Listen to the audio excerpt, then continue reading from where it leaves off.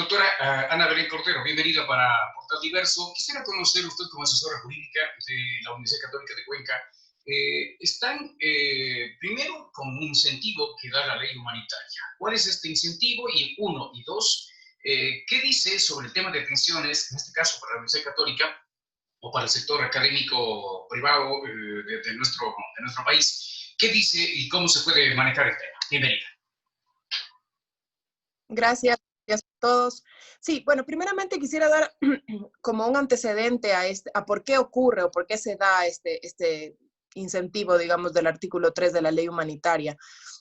Justamente por la pandemia, por la crisis económica que se viene conjuntamente con la pandemia, hay muchos estudiantes de escuelas, centros infantiles, colegios y universidades que por distintos motivos, sean sus padres o ellos mismos, han perdido el empleo, han disminuido sus ingresos y se ven en la imposibilidad de poder pagar pensiones, matrículas, etc. ¿Ya? Con ese antecedente es importante mencionar la situación financiera de las universidades en el Ecuador. En el Ecuador, las universidades, por cómo reciben o perciben sus ingresos, se encuentran las públicas, que reciben fondos públicos netamente, las cofinanciadas, como la Universidad Católica de Cuenca, que recibimos fondos solamente para becas, y las autofinanciadas, que no reciben ningún fondo del Estado.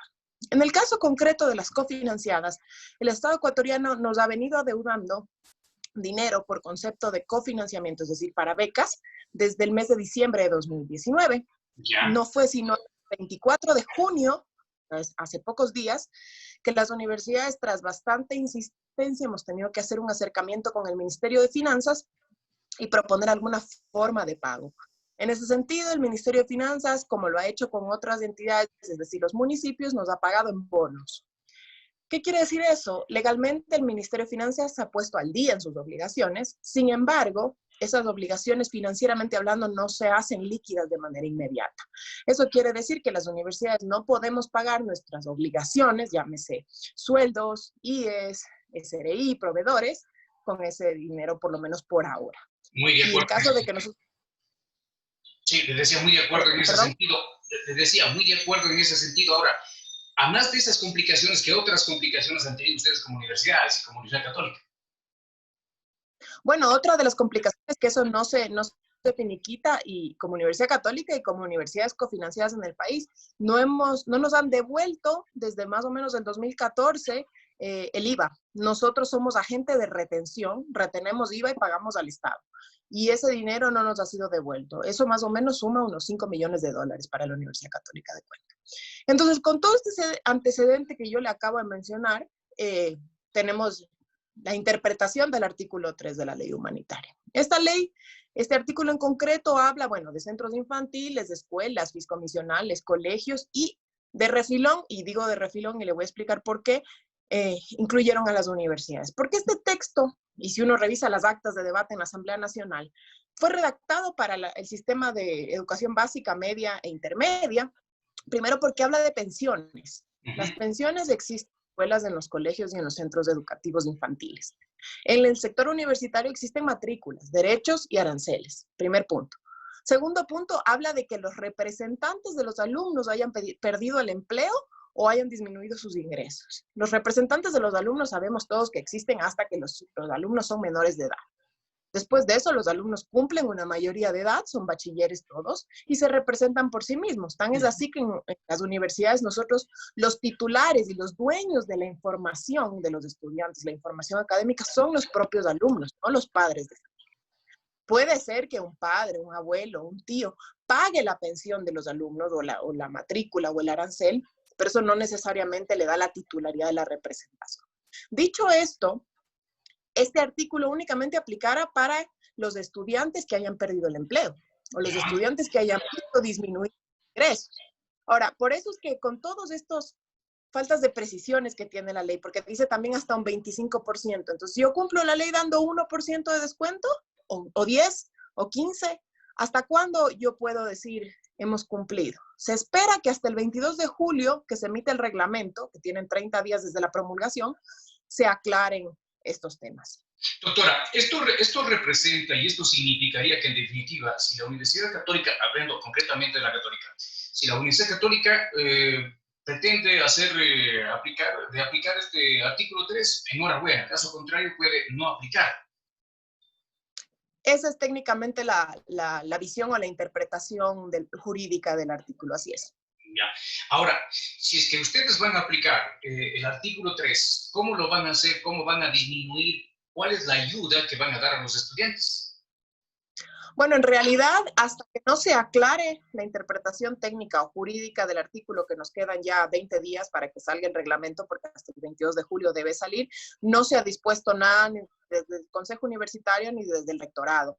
El señor rector es un rector muy cercano a los estudiantes y en este sentido él ha sido bastante sensible durante esta época porque hemos tenido algunos pedidos, algunas situaciones, ante todo somos humanos, nosotros atendemos a un estrato medio de la sociedad estudiantil y justamente son los estratos más golpeados, ¿no? Entonces, por ahora... Doctora, ¿esto representa entonces que los aranceles y costos de matrícula y todo se mantienen? ¿O hay alguna excepción? ¿O hay alguna excepción que ustedes estén haciendo en base a pérdida de empleo o alguna cuestión de estas? Bueno, se han hecho unas pocas excepciones justamente para estratos más desprotegidos, personas con discapacidad, personas que tienen alguna enfermedad catastrófica. Se han hecho ciertas excepciones en el pago de la colegiatura, pero son excepciones puntuales con solicitud. Por ahora no hay una disposición general. Ya. Consecuentemente, entonces, este llamado es a la población universitaria de la Católica a decir, vamos a mantener los mismos valores, vamos a mantener los mismos costos y ustedes se sujetan a las disposiciones de la Universidad Católica. Así es, se mantienen. Ya. En caso de que el reglamento diga otra cosa, porque una cosa es el reglamento y otra cosa es la ley, ¿qué es lo que ustedes van a hacer? Porque eso les significaría o representaría una asfixia económica para la Universidad Católica. Si de por sí no hay devolución del IVA, y representaría $5 millones, si de por sí desde el 2019, desde diciembre de 2019, no hay los recursos como cofinanciados, eso representa que la Universidad Católica se debate también en aprietos económicos, doctora. ¿Cómo están ustedes solventando el tema? Así es, efectivamente lo que usted menciona, cuando uno disminuye los ingresos, debe disminuir los gastos. Es lo lógico, es solo lógica matemática, ¿no? Entonces, eso es lo que no ha querido la universidad, eso es lo que no ha querido el señor rector y con disminuir gastos no nos referimos a gastos superfluos, sino a gastos como la nómina.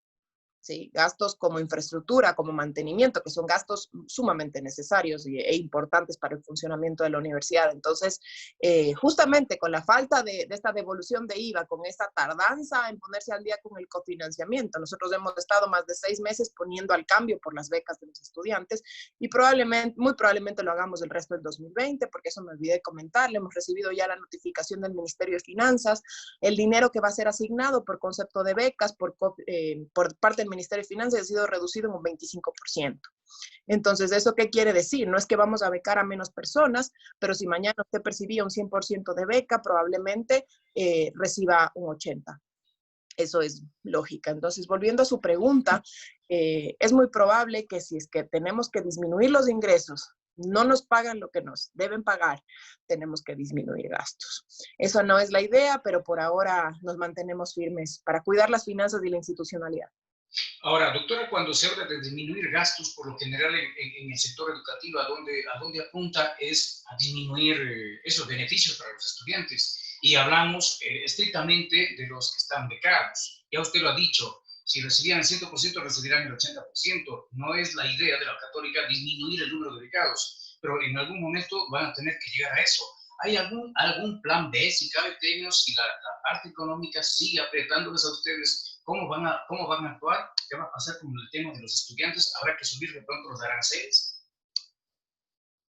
Bueno, la universidad ha sido bastante austera desde que inició la pandemia. Siempre lo ha sido, pero ahora lo ha sido mucho más desde que inició la pandemia. De hecho, nuevas construcciones de infraestructura que teníamos planificadas están suspendidas por el momento. Estamos dando prioridad a las plataformas digitales para educación virtual, al pago de docentes, estar al día con el IES, servicios básicos. Eso es lo primordial. Las contrataciones nuevas de personal no están abiertas, ni para lo administrativo ni para lo docente. Entonces, por ahí un poco por la austeridad estamos jugándole y suspender nuevas obras por ahora. Pero hay algunas cosas que son inevitables. Si son nuevas obras, de pronto están proyectadas para dar servicios a la propia comunidad universitaria. ¿Qué va a pasar con eso? Uno y dos, temas de laboratorios, porque también es otro de los otros de los ítems fundamentales para la educación superior.